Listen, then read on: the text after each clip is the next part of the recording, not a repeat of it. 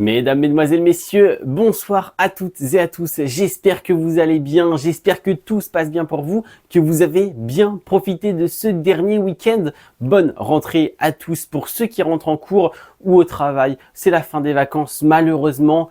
Mais bon, c'est de retour, nouvelle année scolaire, nouvelle année de travail. J'espère que tout se passera bien pour vous cette saison, cette nouvelle saison 2024-2025 dans votre travail, dans votre scolarité, dans quoi que ce soit. Donc, prenez du plaisir, faites attention. Mais aujourd'hui, nous ne sommes pas là pour parler de tout ça, mais bien évidemment du Grand Prix d'Aragon. J'en reviens, j'y étais, il y aura une vidéo, il y aura un vlog, vous inquiétez pas, comme vous pouvez le voir, mon visage est en train de s'effriter, de se défricher, de perdre toute sa peau. Il y avait du soleil, parlons de tout ça. Commençons par Honda malheureusement, et il y a beaucoup de choses à dire. Le retour d'une légende, des rookies dans tous les sens, des résultats un peu bizarres quand même. Donc commençons par Honda, ce n'est pas mérité, je suis dégoûté de commencer par eux, mais une nouvelle fois malheureusement, c'est eux qui finissent le plus loin dans cette course principale, et il y a pas mal de choses à dire. Allez c'est parti, BRK numéro 12.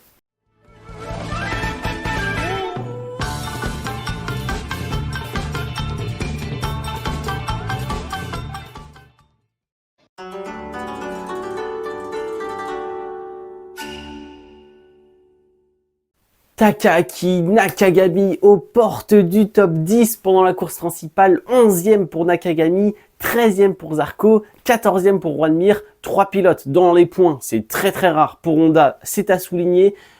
Mais surtout, mesdames et messieurs, l'exceptionnel, le géant, l'incroyable Johann Zarco le samedi, le vendredi d'ailleurs, ça commence dès le vendredi. Pour la première fois de la saison, Johann Zarco va placer une Honda directement en Q2. C'est même pas un passage par la Q1, c'est un passage directement en Q2 à la fin de la practice le vendredi. Et sur la grille, Johann Zarco se qualifie en 10e position.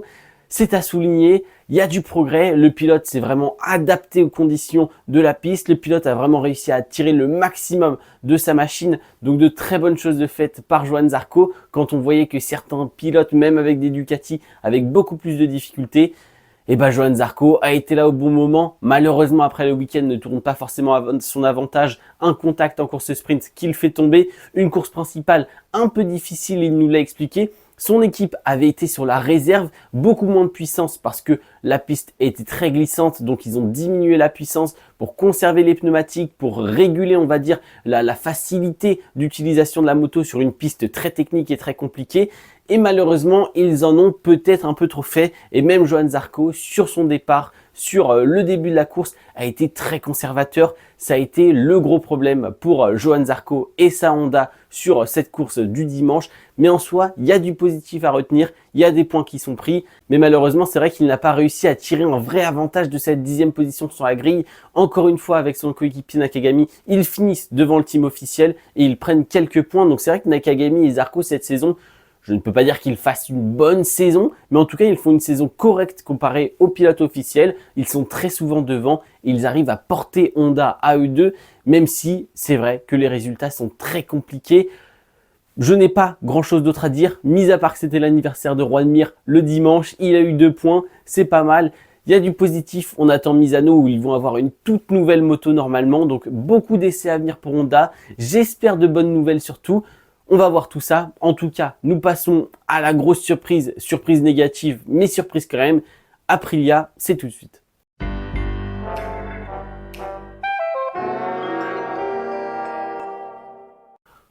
Mon passage sur Aprilia va être plutôt rapide car je n'ai pas grand chose à dire. Contrairement à eux, moi je vais faire vite. Aprilia, ça a été une catastrophe tout le week-end. Alors non, si on prend le vendredi par exemple, on arrive le vendredi matin sur la piste d'Aragon, pourquoi pas, il faut faire la piste, il faut commencer à mettre du grip, poser de la gomme sur la trajectoire idéale. Donc là, la piste va s'améliorer au fur et à mesure et à la fin de la journée, la piste va coller. On voit d'ailleurs un record du tour de la part de Marc Marquez. La piste est dans de très bonnes conditions, c'est idéal, la piste colle. Les pilotes arrivent à trouver du grip il n'y a pas trop de difficultés, même si c'est vrai qu'il y a des patchs un peu bizarres, il y a de nouvel asphalte, il y a des choses comme ça à prendre en compte. Et donc, le grip n'est pas uniforme sur la piste. Il y a des trajectoires un petit peu différentes à prendre, comme par exemple au virage 1, où nous avons 2 patchs, une sur la fin de la zone de freinage et un autre dans le virage numéro 1. Et bien voilà, faut s'adapter, mais en tout cas, les Aprilia trouvent du grip, les Aprilia prennent de la vitesse et les 4 Aprilia passent en Q2, c'est assez rare et il faut le souligner. Et là, c'est vrai que le drame commence. Alors, qu'est-ce qui s'est réellement passé pour Aprilia sur ce week-end d'Aragon et pour même toutes les autres écuries? Eh bien finalement, tous les soirs à Aragon, il pleuvait, il y avait de l'orage, beaucoup de pluie. Je le sais, je dormais dehors, donc beaucoup de pluie. Et malheureusement, la pluie, ça fait quoi? Eh bien, ça va ressalir toute la piste. À Aragon, nous sommes au milieu du désert, donc il y a de la terre, de la poussière, il n'y a pas de sable, mais il y a beaucoup de terre, beaucoup de poussière. L'eau va venir enlever toute la gomme qui s'était déposée sur le circuit et venir faire une trajectoire beaucoup plus collante et va venir à la place emporter de la poussière, de la saleté sur la trajectoire idéale et sur tout le circuit. Donc c'est-à-dire le vendredi soir, vous aviez fait vos réglages, votre moto était parfaite avec beaucoup de grip sur la piste, beaucoup de grip, l'utilisation des pneumatiques était réussie et vous revenez le samedi matin, toute la pluie, toute la poussière, toute la saleté, plus aucun grip et il faut tout refaire, retrouver un réglage pour que la moto puisse être adaptée à ces conditions. Et c'est la même chose le samedi soir, les conditions étaient un peu différentes, mais en tout cas le samedi soir à partir de 21h, boum, il repleut, de l'orage, la piste se rafraîchit et c'est ce cercle-là. Donc le dimanche matin, il faut retrouver un réglage et enfin le dimanche après-midi, il faut avoir le bon réglage pour des conditions de piste qui n'ont pas été utilisées, en tout cas que nous n'avons pas vu du week-end, une piste glissante, une piste avec aucun grip. Et ça a été le problème d'Aprilia tout le week-end à partir du vendredi après-midi. Pas de grip disponible sur la moto, il n'arrivait pas à faire fonctionner les pneumatiques, soit ça chauffait, soit c'était trop froid, soit ça ne grippait pas. Donc dans tous les cas, la moto n'avançait pas, impossible de ressortir des virages, beaucoup de wheel spin, beaucoup de patinage, des sorties en travers, impossible d'arrêter la moto, pas d'appui sur l'avant, pas de grip, l'arrière qui se balade. Mis à part Miguel Oliveira qui nous fait déjà une qualification plutôt pas mal en 8e position, c'est à souligner, une course sprint sensationnelle au top 5 et une erreur dans la course principale malheureusement, il le dit, hein, c'est sa faute. La moto est pleine d'essence, la moto est lourde, les pneus sont un peu compliqués et il est quelques centimètres hors trajectoire avec beaucoup de freins et la piste est sale, glissante, il perd l'avant tout simplement. Donc voilà, j'ai rien d'autre à dire. Vignales qui va carrément abandonner, qui a été dernier, c'était vraiment catastrophique. Raúl Fernandez, aucun grip pour la course principale. Aleix Espargaro qui s'est battu avec sa moto pendant 40 minutes. Et Miguel Oliveira qui tombe au premier tour. Gros week-end de la part d'Aprilia. On passe à la suite parce que c'était vraiment horrible pour la marque italienne. Donc voilà, passons à Yamaha. Et ça faisait longtemps qu'il n'avait pas été aussi haut dans le BRK. Mais bon, parlons d'eux parce que c'était plutôt pas mal.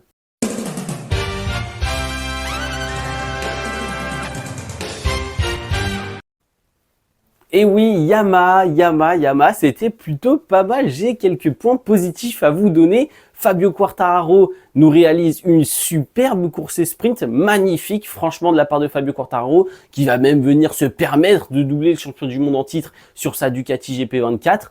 Donc voilà, du spectacle, de la bataille, des dépassements. Alors oui, la moto est toujours compliquée, il n'y a pas eu d'upgrade spécifique sur ce week-end, mais avec des conditions changeantes, avec le talent de Fabio Quartararo, avec une Yamaha qui était pas si mauvaise, pas si catastrophique, les pilotes ont pu se débrouiller sur cette piste d'Aragon.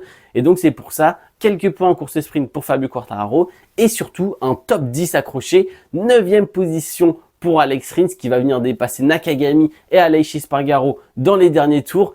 9e position pour Alex Rins et Yamaha dans le top 10 en course principale. Donc voilà, qu'est-ce que je peux vous dire d'autre? Eh bien, c'est les mêmes problèmes que d'habitude. Une moto difficile à arrêter, une moto difficile à faire tourner dans les virages et aussi bien sûr beaucoup de patinage, un manque de grip. On le voit hein, dans la ligne droite. Fabio Quartararo, Alex Rins l'avait dit, le moteur est bon. Donc si ils prennent une pilule comme ça en sortie de virage par les Ducati, eh bien c'est surtout par le manque de grip. On le voit hein, quand Quartararo se battait avec Bagnaia dans la grande ligne droite là sur le fond du circuit d'Aragon. Impossible pour Quartararo de rivaliser en tout cas sur les premiers mètres face à la Ducati de Bagnaia. Donc franchement on le voyait, hein, c'est un manque de grip constant sur l'arrière à la réaccélération. La moto est posée sur l'arrière mais la roue n'arrive pas forcément à accrocher. Et là, Ducati est bien meilleur sur ce point-là. Mais bon, voilà. Que dire de plus par rapport à Yamaha? Je ne sais pas parce qu'ils ont quand même fait un week-end assez calme. De bons résultats que j'ai soulignés. J'espère que le week-end vous a plu pour Yamaha. Des bons points pour les deux pilotes. Et voilà, passons à la suite. J'ai pas non plus 36 000 trucs à dire. Les problèmes restent les mêmes. Mais aujourd'hui, ils ont réussi à maximiser les résultats. Donc c'est pas mal. Un grand bravo. Et passons à KTM.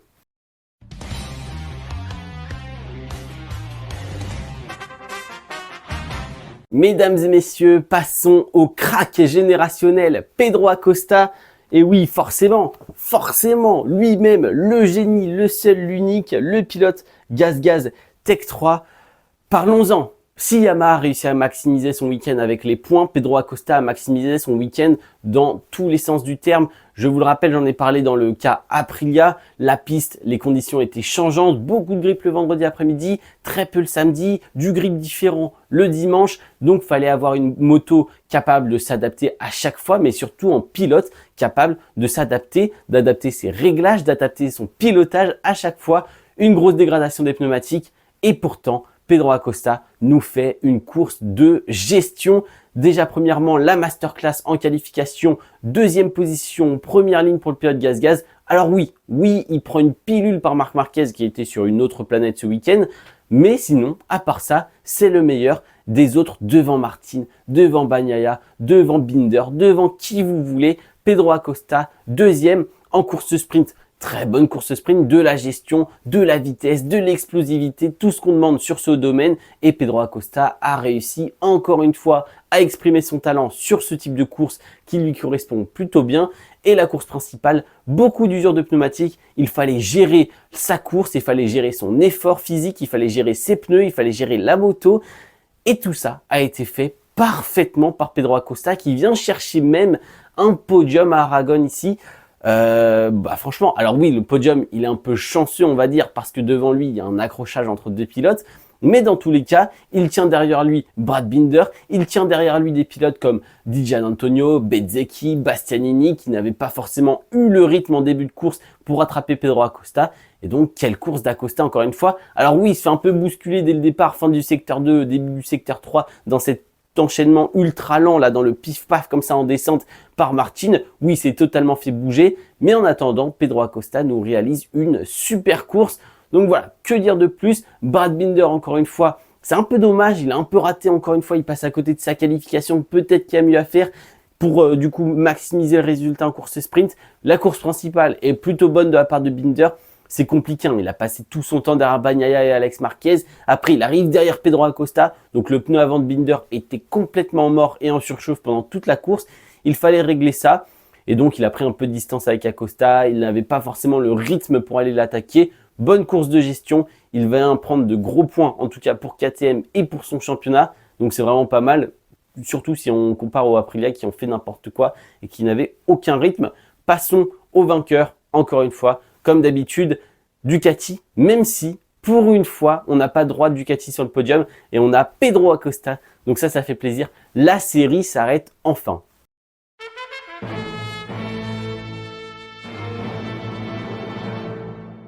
Si la série de podiums complétée par Ducati s'arrête enfin, malheureusement, le premier, le deuxième, le cinquième, le sixième, le septième, le huitième aussi, si je dis pas de bêtises, eh bien, ce sont des pilotes Ducati.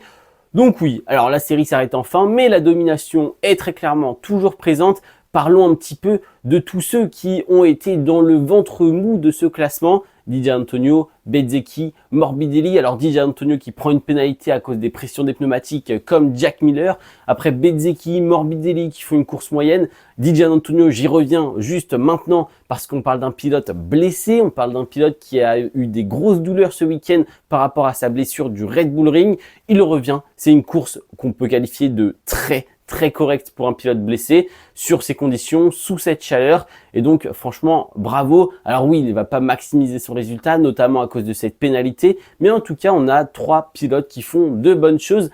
Je passe maintenant très vite à Enea Bastianini parce que je suis un petit peu dégoûté, un petit peu énervé de ce pilote. Ça fait quelques courses que je dis qu'il peut encore rester dans la course au titre, qu'il peut encore jouer le titre. Il n'est pas loin, faut pas l'oublier, ceci, cela. Alors, je le pense encore, même si ça devient compliqué, là, 70 points d'écart, c'est un petit peu loin, mais avec ces week-ends de course sprint où on peut prendre jusqu'à plus de 30 points, pourquoi pas. Mais Bastianini, quand on fait une qualification et qu'on est en Q1 et qu'on ne passe même pas en Q2 et qu'on est 14e, voilà, ça a le don de m'énerver un petit peu avec la meilleure moto. Oui, les conditions de piste étaient difficiles, oui, ceci, cela, mais en fait, c'est pas ça qui m'énerve le plus, c'est qu'il est 14e. On peut se dire, bon, c'est un week-end où il passe à côté, c'est compliqué, la piste lui convient pas, la moto n'est pas adaptée, il trouve pas le bon setup, pourquoi pas.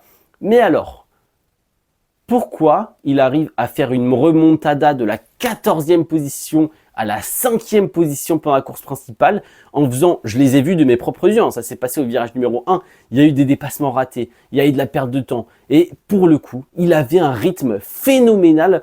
Je pense juste que si pendant la course principale, il ratait pas un ou deux dépassements, il allait chercher Brad Binder, très clairement. Et si, alors là, bien sûr, on rajoute plein de si dans tous les sens, mais en enlevant ces dépassements ratés, en enlevant cette Q1 ratée, en enlevant cette 14e position, en enlevant le trafic et tout ça. Mais quel était le rythme d'Enea Bastianini? Quel était son rythme réel? Bien sûr, c'était pas celui de Marquez. Je ne pense pas que c'était celui de Martin non plus. Mais c'était celui du podium très largement. Et donc, encore une fois, à cause d'une qualification ratée, à cause d'un tour rapide pas réussi, à cause d'une course sprint où il n'est pas là, forcément, en partant 14e, c'est compliqué. Enea Bastianini ne vient pas marquer beaucoup de points. Il prend un top 5 quand même en course principale en remontant je ne sais combien de positions, en faisant je ne sais combien de dépassements. Mais voilà, et c'est là où on voit que Bastianini est peut-être un cran en dessous de Martin, de Marquez, de Bagnaia. Donc j'y crois toujours peut-être un peu pour le titre. En fait, j'y crois pas, mais c'était mathématiquement toujours jouable, faut pas l'enlever. Mais bon, ça semble quand même impossible pour Bastianini. Donc voilà, ça m'a un petit peu énervé, même si du coup j'admire toujours cette capacité de remonter et ce rythme exceptionnel en fin de course, c'est toujours le cas. Un grand bravo à Bastianini pour cette remontada, mais maintenant il va falloir vraiment se concentrer sur ses points faibles et les améliorer au plus vite s'il veut toujours être compétitif, notamment l'année prochaine où la moto ne sera pas aussi bonne. Je vais peut-être dire un mot sur Martin qui nous fait un week-end exemplaire et qui, encore une fois, malheureusement, Martin, c'est le second, c'est celui qui n'arrive pas à aller chercher le numéro 1 et à faire ce genre de week-end. On l'a vu avec Bagnaia par exemple à Assen. Bagnaia est capable de dominer un week-end complet. Cette fois-ci, c'est Marquez, mais Martin est juste derrière et il vient du coup sécuriser une deuxième place à chaque fois. Alors bonne Q2 de Martin, hein, il vient tomber, il va carrément rechercher une autre moto avec des réglages un petit peu différents. Il prend une 4e position, donc ça franchement très bien joué. Après la qualification, la sprint c'est son domaine. Mais donc voilà, et il faut dire bravo, mais c'est vrai qu'on le voit souvent quand quelqu'un domine, on ne le voit pas réussir à suivre, mais on le voit aussi dominer les pilotes qui sont derrière lui. Donc bravo Martin qui prend de gros points au championnat, 23 points d'avance, là ça va piquer pour Bagnaia ce week-end. Et on va parler justement de Francesco Bagnaia. Malheureusement, Marc Marquez a gagné, on en parle juste après, mais il y a un incident qui éclipse un peu cette très belle victoire et c'est l'accrochage entre Alex Marquez et Francesco Bagnaia. Alors déjà, le week-end de Bagnaia est un peu bizarre. Le vendredi, ça se passe bien. Le samedi matin, une bonne qualification pour le positionner en 3e position. Et à partir de la course sprint, tout dérape. C'est du grand n'importe quoi. Est-ce que c'est sa faute? Est-ce que ce n'est pas sa faute? C'est un peu des deux. Alors, les deux départs de ces deux courses sont ratés. Oui, la piste était plus sale du côté gauche parce qu'on n'est pas sur la trajectoire idéale. Personne ne va rouler là-bas. Je vous l'ai dit, avec la pluie tous les matins, toute la nuit, eh bien, la saleté vient se déposer notamment sur ce côté de la piste. Et donc, Bagnaia est très mal positionné. La piste a été à peu près nettoyée, mais ce n'était pas suffisant. On le voit qu'il rate ses deux départs. Il est très énervé à propos de ça. Pendant la sprint, il n'arrive pas à avoir de grip, il n'arrive pas à avoir de rythme et se fait reléguer jusqu'à la 9e, 10e position, enfin jusqu'à se battre avec Fabio Quartararo à la 9e position. Et pendant la course principale, ça va beaucoup mieux. Malgré le départ raté, on le voit prendre confiance, on le voit de plus en plus à avoir du grip, à avoir du rythme. Il remonte les dépassements à Costa, il remonte le dépassement jusqu'à aller jusqu'à Alex Marquez. Et c'est à ce moment-là où nous avons l'accrochage, le problème. C'est très simple, Alex Marquez va un petit peu tout droit à la sortie de ce 90 degrés à gauche. Il va prendre un peu large et va revenir devant la tribune Marc Marquez, devant le fameux mur d'Aragon, sur ce virage à droite, reprendre une trajectoire intérieure et donc il n'est pas vraiment sur la trajectoire idéale, mais il est là, il fait sa course, rien de problématique jusque-là. Le problème, c'est que Bagnaia va venir s'écraser en prenant lui la trajectoire idéale sur Alex Marquez et il y a contact. Donc voilà, tout le monde se fonce dedans, ça tombe, Alex Marquez ne peut plus bouger, ne peut plus tourner vu que sa moto est emportée par Bagnaia et ça finit dans le bac à gravier. Alors pour moi, il n'y a pas d'incident de course, enfin c'est un incident de course, il n'y a pas d'incident majeur, il n'y a pas de grand fautif. Le seul problème, c'est que tout le monde commence à prendre parti dans tous les sens. Alex Marquez a fait ça pour faire gagner les Espagnols, ils veulent détruire le championnat de Bagnaia, ceci, cela. Et ça, pour moi, ça n'a pas trop de sens, ça n'a pas lieu d'être. Et j'ai limite envie d'en faire une vidéo à part entière parce que là, je le vois, hein, je vois le compteur de temps, il est en train de s'allonger.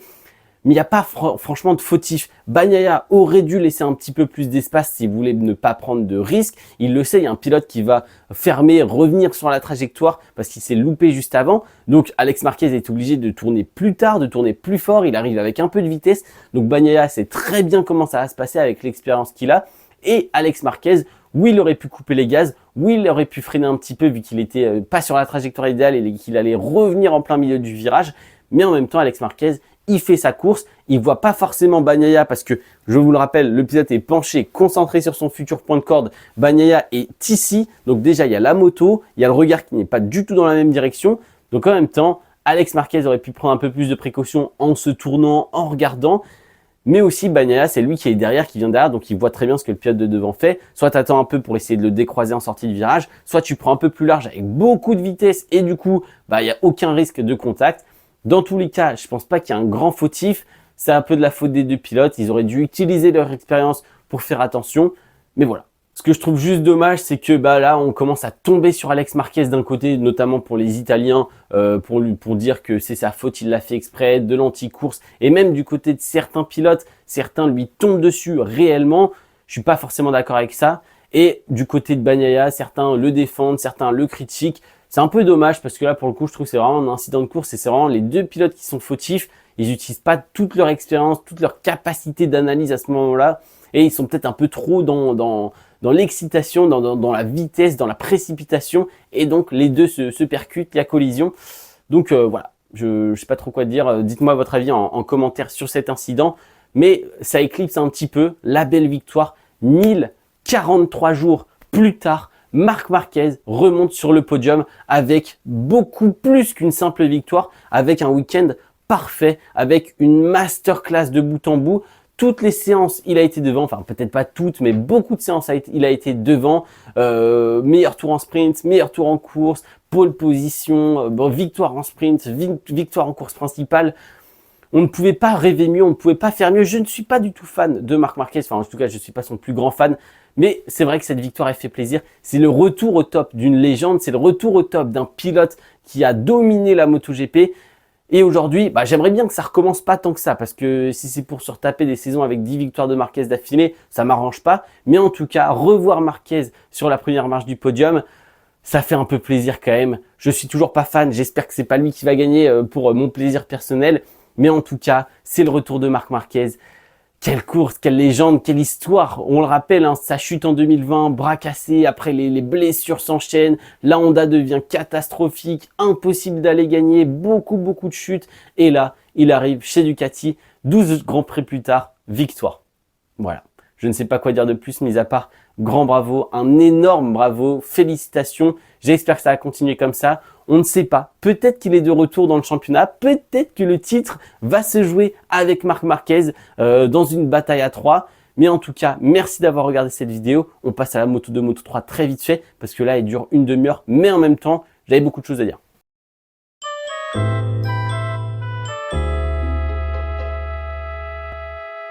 Première victoire de Marc Marquez chez Ducati, c'était énorme, c'était complètement fou. Première victoire de José Antonio Rueda en Moto 3 dans le championnat du monde moto. C'est le 400e pilote à gagner une course en championnat du monde. Voilà, la statistique est intéressante.